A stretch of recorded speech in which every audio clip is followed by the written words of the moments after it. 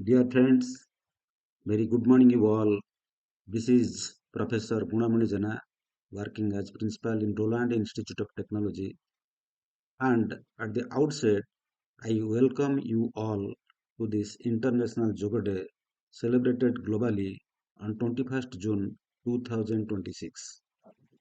Dear friends, this International Yoga Day, it is a global event which highlights the significance of yoga in promoting holistic health and well-being. It is declared by the United Nations General Assembly in December 2014. This was proposed by Indian Prime Minister Sri Narendra Modi, who emphasized the importance of yoga as an invaluable gift of India's ancient tradition. The first International Yoga Day was celebrated on June 21st, 2015, and since then it has been embraced by millions of people across the globe.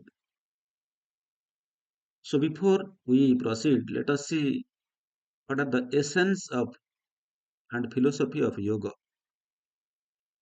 All of us know yoga is one of the India's greatest contribution to humanity, and it is a 5,000-year-old physical, mental, and spiritual practice that originated in ancient India. This word yoga means joining or uniting, and this is symbolizing the union of body and consciousness, and it is more than just physical exercise. This yoga embodies a lifestyle of discipline, mindfulness, and harmony. The celebration of this day aims to raise awareness worldwide about the benefits of practicing yoga and encourage its integration into daily life for physical, mental, and spiritual balance. If you go in details, this yoga comprises various techniques including asanas, or we call it as the postures, pranayam, that is the breath control, and the dhyana, that is the meditation, and ethical principles like yama and niyamas. These elements contribute not only to physical strength and flexibility, but also promote mental clarity, emotional stability, and spiritual growth. In a world where stress and anxiety are rampant, yoga offers a powerful and natural way to achieve inner peace and resilience. Let us see what is the impact on health and society. Yoga is increasingly being recognized as a complementary therapy in modern medicine. Its benefits have been scientifically validated. Regular yoga practice reduces stress, enhances lung functions, lowers blood pressure, improves flexibility and strength, and also it supports mental well-being. Institutions, schools, and even corporate offices have begun to integrate yoga into their routine schedules, promoting a balanced lifestyle. Additionally, yoga transcends barriers of age, gender, and religion. It fosters inclusivity, peace, and compassion, qualities that are vital for societal harmony. In this way, International Yoga Day has become a symbol of global unity and a reminder of our shared responsibility towards collective health and peace. If we try to know about the origin of yoga in Indian mythology, according to Indian mythology, yoga originated from Lord Shiva, who is regarded as the Adi Yogi or the first yogi, and it is believed that Lord Shiva imparted the knowledge of yoga to the seven sages known as the Saptarishis, who then spread this divine wisdom throughout the world. Therefore, Shiva is considered the source of yogic science, and spiritual knowledge. Another mythologically references is found in the dialogue between Lord Krishna and Arjuna in the sacred Bhagavad Gita. During the battle of Kurukshetra, Lord Krishna explained various paths of yoga, including karma yoga, that is the yoga of action, bhakti yoga, yoga of devotion, and jnana yoga, yoga of knowledge. The Bhagavad Gita is regarded as one of the most important texts explaining the philosophy and practice of yoga. If you see and try to study the ancient scriptures, yoga finds mention in many ancient Indian scriptures such as the Vedas, the Upanishads, the Bhagavad Gita, the Yoga Sutras of Patanjali, Gheranda Samhita, as well as Shiva Samhita. And these texts describe yoga as a means to achieve self-realization, inner peace, and liberation, what you call it as the moksha. And says Patanjali, systematized yoga into 8 limbs known as the Ashtanga Yoga, which include ethical conduct, self-discipline, physical postures, breathing techniques, concentration, meditation, and enlightenment. So let us study in details about the importance of yoga in Indian mythology. The first one is the path to self-realization. Indian mythology teaches that the ultimate purpose of human life is to realize one's true nature and attain liberation from the cycle of birth and death. Yoga is considered the most effective path to achieve this spiritual goal. Then, union with the divine. Yoga helps an individual connect with the Supreme Being through meditation and devotion. Practitioners experience spiritual harmony and divine consciousness. Mythological figures such as sages, saints, and rishis attain divine wisdom through yoga. Third one, it is the control of mind and senses. Ancient scriptures emphasize that an uncontrolled mind is the cause of suffering, and yoga helps in controlling thoughts, emotion, and desires. Lord Krishna states in the Bhagavad Gita that disciplined mind becomes one's greatest friend. Physical and mental well-being. Although yoga is primarily spiritual, mythology also highlights its role in maintaining physical health and mental balance. Ancient sages practiced yoga to develop strength, endurance, concentration, and longevity. Then attainment of siddhis. Many mythological stories describes yogis acquiring extraordinary powers, that is siddhis, through deep meditation and spiritual discipline. These powers symbolized mastery over the mind and nature rather than mere supernatural abilities. Promoting dharma and righteousness living. Yoga encourages moral values such as truthfulness, nonviolence, self control, and compassion. These principles help individuals lead a righteous life and contribute positively to the society. The relevance of yoga in modern times. The teaching of yoga remains highly relevant today in a world affected by stress, anxiety, lifestyle diseases, and social tensions. Yoga offers a holistic solution for physical health, mental peace, and spiritual growth. The celebrations of this International Day of Yoga every year on June 21st demonstrates the global acceptance and importance of yoga. According to Indian mythology, yoga is a divine gift bestowed upon humanity by Lord Shiva and elaborated in sacred scriptures such as the Bhagavad Gita and the Yoga Sutras. It is a path that leads to physical well being, mental discipline, spiritual enlightenment, and ultimately union with the divine. The timeless wisdom of yoga continues to guide millions of people towards a balanced, healthy, and meaningful life. As India's ancient heritage, yoga remains a beacon of peace and harmony for the entire world. Then, we discuss of the most important, that is the Ashtanga Yoga, or the eight-limbed path of yoga. This Ashtanga Yoga is the system of yoga described by Sage Patanjali in the Yoga Sutras of Patanjali. The word Ashtanga means from it is from the two Sanskrit words. Ashta means eight and Anga means limbs or parts. It provides a complete path for physical, mental, moral, and spiritual development. Let us briefly study the eight limbs of Ashtanga Yoga. The first Anga, that is the Yama, it is related to the moral disciplines. These are ethical principles that govern our behavior towards others, like ahimsa, non-violence, satya, truthfulness, asteya, non-stealing, brahmacharya, self-control, aparigraha, non-possessiveness. So these are the first anga or the pratham anga. Second, niyama, is the personal disciplines.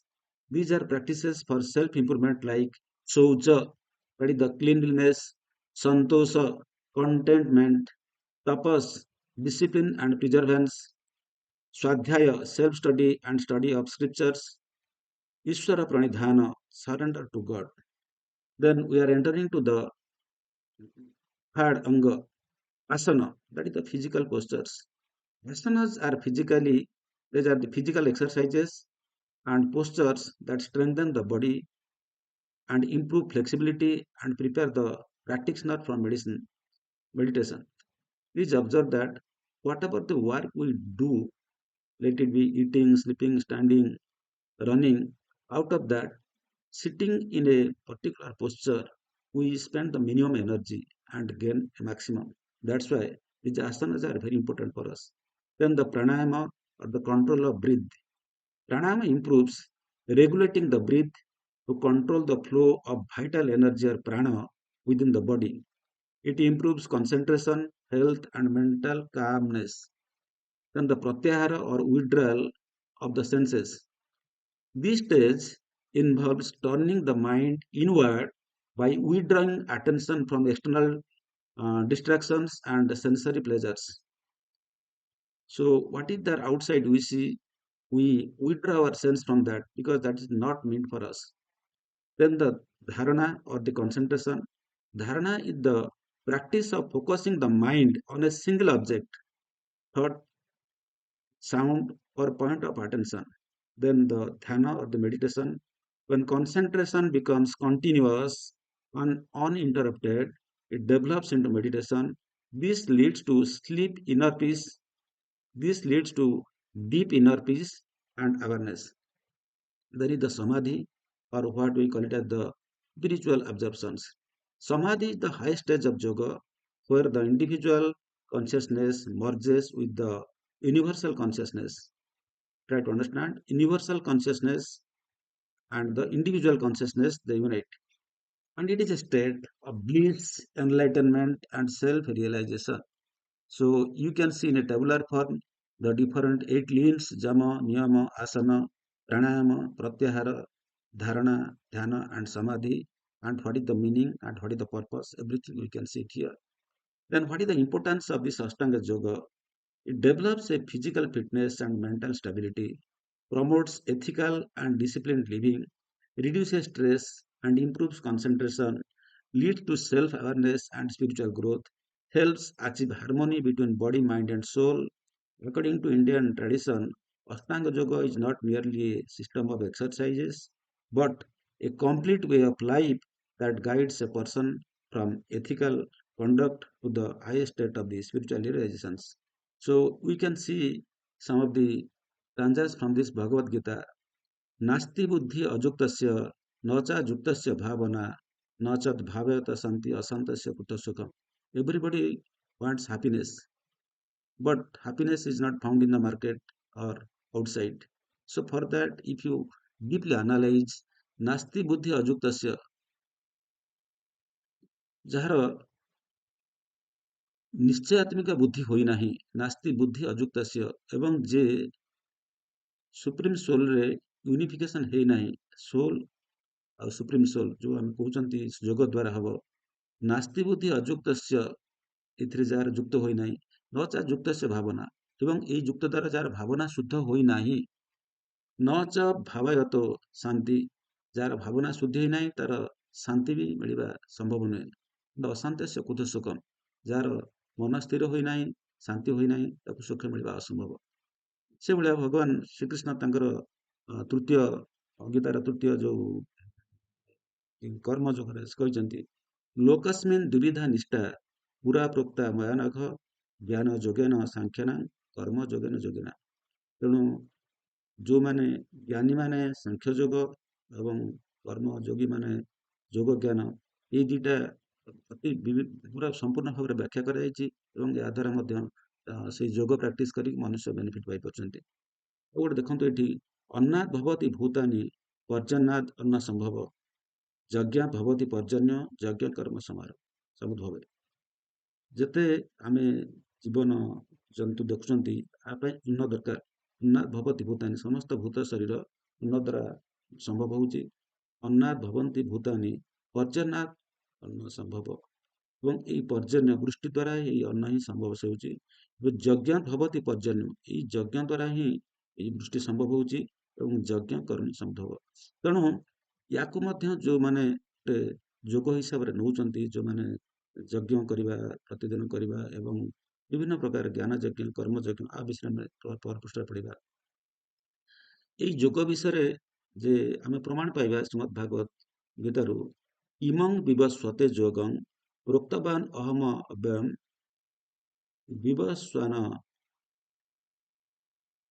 ବିବସ୍ୱାନ ମନେବ ପ୍ରାହ ମନୁରୀକ୍ଷା କବି ବ୍ରବୀତ୍।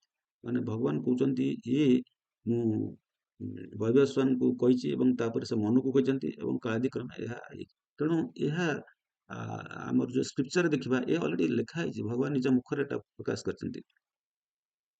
ଅପାନେ ଜୁହ୍ୟତି ପ୍ରାଣଂ ପ୍ରାଣେ ପାନଂ ତଥା ପରେ ପ୍ରାଣାପାନା ଗତି ରୁଦ୍ଧ୍ୱା ପ୍ରାଣାୟାମ ପ୍ରାଣାୟାମ ବିଷୟରେ ସମ୍ପୂର୍ଣ୍ଣ ଭାବରେ କହିଛନ୍ତି ଯେ ଅପାନ ବାୟୁ ଦ୍ୱାରା ପ୍ରାଣକୁ ନିରୋଧ କରି ଏବଂ ପ୍ରାଣ ଦ୍ୱାରା ଅପାନକୁ ନିରୋଧ କରି ଏଇ ଯୋଉ ପ୍ରାଣାୟାମ ବା ବ୍ରିଦିଂ ପ୍ରୋସେସକୁ କଣ୍ଟ୍ରୋଲ କରିକି ମଧ୍ୟ ଶ୍ରୀ ଗୌତମ ବୁଦ୍ଧ ମଧ୍ୟ ନିର୍ବାଣ ପ୍ରାପ୍ତି କରିପାରିଥିଲେ।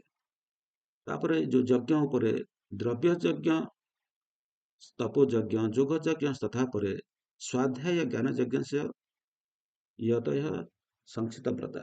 ତେଣୁ ବିଭିନ୍ନ ପ୍ରକାର ଯୋଉ ଯଜ୍ଞ ବା ଯୋଗ ସହିତ ଯୋଉ ଯଜ୍ଞ, ଦ୍ରବ୍ୟ ଯଜ୍ଞ ସବୁଠୁ ଅତି ସର୍ବନିମ୍ନ ସ୍ତରର, ତାପରେ ତପଯଜ୍ଞ, ତାପରେ ଯୋଗ, ଯୋଉ ଯୋଗଟାକୁ ଆମେ କହୁଛନ୍ତି ଯୋଗକୁ ଆମେ ଯଜ୍ଞ ହିସାବରେ ଲେଖିପାରିବା, ତା ସର୍ବ ଉପରେ ଅଛି। ଏବଂ ସ୍ୱାଧ୍ୟାୟ ଜ୍ଞାନ ଯଜ୍ଞ ଏବଂ ସ୍ୱାଧ୍ୟାୟ ଦ୍ୱାରା ଯୋଉ ଜ୍ଞାନ ଯଜ୍ଞ କରାଯାଉଛି, ଯୋଉଟା କି ଜ୍ଞାନୀ ସାଂଖ୍ୟ ଯୋଗୀ ମାନେ କରୁଛନ୍ତି, ଏ ବିଷୟରେ ସମ୍ପୂର୍ଣ୍ଣ ଭାବରେ ଶ୍ରୀମଦ୍ ଭାଗବତ ଗୀତାରେ ରଖାଯାଇଛି। ଏଠି ଦେଖନ୍ତୁ, ନହି ଜ୍ଞାନେନ ସଦୃଶ ପବିତ୍ର ମିହ ବିଦ୍ୟତେ ତତ୍ସ୍ୱୟଂ ଯୋଗ ସଂସିଦ୍ଧି କାଳେନା ବିଦ୍ୟନ୍ତି। ଜ୍ଞାନ ଭଳି ଆଉ ପବିତ୍ର ଜିନିଷ ସଂସାରରେ କିଛି ନାହିଁ ଏବଂ ତତ୍ସ୍ୱୟଂ ଯୋଗ ସଂସିଦ୍ଧି, ଏବଂ ଯୋଉମାନେ ଯୋଗ ଦ୍ୱାରା ସିଦ୍ଧି ଲାଭ କରିଛନ୍ତି ସେ ନିତ୍ୟସ୍ପୃତ ଭାବରେ କାଳେନାଥ ବିନ୍ଦନ୍ତି। ଏବଂ ଏଇ ଜିନିଷଟା ଯେ କୋଉଠି ଆପଣ ବହି ପଢିକି ପାଇଯିବେ ଏମିତି କିଛି କଥା ନାହିଁ। You will be connected to the supreme power. କାରଣ ଦେଖନ୍ତୁ ଯେ ରାମକୃଷ୍ଣ ପରମହଂସ କେତେ କୋଉ ସ୍କୁଲ ପର୍ଯ୍ୟନ୍ତ ପାଠ ପଢିଥିଲେ, ଶ୍ରୀ ଗଣେଶ ମହାପ୍ରଭୁ କୋଉ ସ୍କୁଲରେ ଯାଇ ପାଠ ପଢିଥିଲେ, କିନ୍ତୁ ତାଙ୍କର ତ ପ୍ରଥମ ବନ୍ଦ୍ୟ, ସେମାନଙ୍କଠୁ ତ ଜ୍ଞାନର ଉତ୍ପତ୍ତି। ତେଣୁ ସେମାନେ ଯେତେବେଳେ ସୋଲ ସୁପ୍ରିମ ସୋଲ ୟୁନିଟ୍ ହେଇଯାଉଛି ବା ସେମାନେ ସେଇଭଳି ସ୍ତରକୁ ପହଞ୍ଚି ଯାଉଛନ୍ତି, ଏ ସ୍ୱୟଂ ଜ୍ଞାନ ତାଙ୍କ ସହିତ ସଂଯୁକ୍ତ ହେଇଯାଉଛି ଏବଂ ତାଙ୍କୁ ବାହାର ଜ୍ଞାନ ଆବଶ୍ୟକତା ପଡୁନାହିଁ। ଶ୍ରଦ୍ଧାବାନ ଲଭତେ ଜ୍ଞାନ ତତ୍ପର ସଂଯତେନ୍ଦ୍ରିୟ ଜ୍ଞାନାଂ ଲଭ୍ୟାଂ ପରାଂ ଶାନ୍ତି ମଚରଣ ଆଦି ଗଚ୍ଛତି। ଏ ବିଷୟରେ ଦେଇଛନ୍ତି କୋଉମାନେ ଜ୍ଞାନ ଆହରଣ କରିପାରିବେ। ଶ୍ରଦ୍ଧାବାନ ଲଭତେ ଜ୍ଞାନ, ଏ ଜ୍ଞାନ ପାଇବା ପାଇଁ ଶ୍ରଦ୍ଧାର ସହ ଗୁରୁଙ୍କୁ ପ୍ରଣାମ କରି ତାଙ୍କ ନିକଟରେ ବସିକି ପ୍ରଶ୍ନ ପଚାରିବା, ଉପଯୁକ୍ତ ପ୍ରଶ୍ନ ପଚାରି ତାଙ୍କର ଜ୍ଞାନ ଆହରଣ କରିବା ପାଇଁ, ଏବଂ ତତ୍ପର ସଂଯତ ଇନ୍ଦ୍ରିୟ ସଂଯତ ଦ୍ୱାରା ଏହାକୁ ଗ୍ରହଣ କରାଯିବା ଉଚିତ। ଜ୍ଞାନ ଲବ୍ଧ ପରାଂ ଶାନ୍ତି, ଏବଂ ଏଇ ଜ୍ଞାନ ଲବ୍ଧ ହେଇସାରିଲା ପରେ ଶାନ୍ତି ମସୀଣ ଏବଂ ଶାନ୍ତି ପ୍ରାପ୍ତ ମଧ୍ୟ ସମ୍ଭବ ହେଇପାରୁଛି। ଏଇଭଳି ଦେଖନ୍ତୁ, ଅହିଂସା ସମତ ତୃଷ୍ଟି ତପୋଦାନଂ ଯଶୋ ଯଶ ଭବନ୍ତି ଭାବାଭୂତାନାଂ ମତ ଏବ ପୃଥି ବିଧା। ଅହିଂସା ସମତା, ସମତା କଣ? ସମତ ଯୋଗ ଉଚ୍ୟତେ କୁହାଯାଇଛି, ମାନେ ସମସ୍ତଙ୍କ ଠାରେ ମାନେ ଭଗବାନଙ୍କର ସତ୍ତା ରହିଛି ବା ଯୋଉ ସୋଲ ରହିଛି। ତେଣୁ ସମସ୍ତଙ୍କୁ ସମତ୍ଵ ଏଇ ଦୃଷ୍ଟିକୋଣ ଆସିଲା ପରେ ଅହିଂସା ଦରକାର, ସମତା ଦରକାର ଏବଂ ଦୃଷ୍ଟି ତପ ଏବଂ ସ୍ତପ ଦାନ, ଏଇ ସବୁ ଜିନିଷ ଗୁଡାକ ଥାଇ ନିଶ୍ଚିତ ଭାବରେ ଆମେ ଆଧ୍ୟାତ୍ମିକ ଜୀବନରେ ବହୁତ ଉନ୍ନତି କରିପାରିବା।